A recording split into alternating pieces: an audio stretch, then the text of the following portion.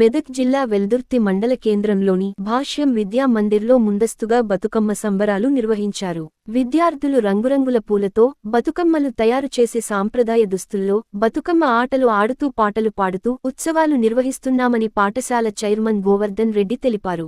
బతుకమ్మ ఆటలు ఆడుతూ విద్యార్థులు ఎంతగానో ఆకట్టుకున్నారు. ఈ కార్యక్రమంలో chairman Govardhan Reddy, principal Deepak, incharge Naresh Kumar, Soumya Reddy, teachers Jnaneshwari, Vasanthi, Latha, Swathi, Manasa, Shaheen, Sumathi, Nagalakshmi, Lakshmi, Shabana, Subhashree, Vineetha, Mounika తదితరులు పాల్గొన్నారు.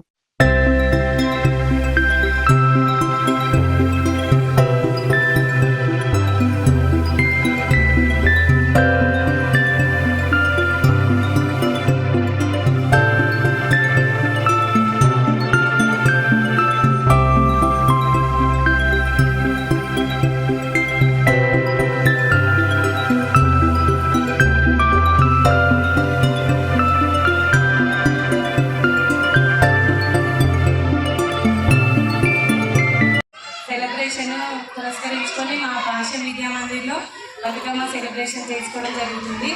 విద్యార్థులు మా పాఠశాల బృందం అందరూ నృత్య ప్రదర్శనలతో బతుకమ్మను అంగరంగ వైభవంగా జరుపుకున్నాము. మా స్కూల్లో చేసుకోవడం చాలా అద్భుతంగా ఉంది. మాకు బాగా అనిపించింది.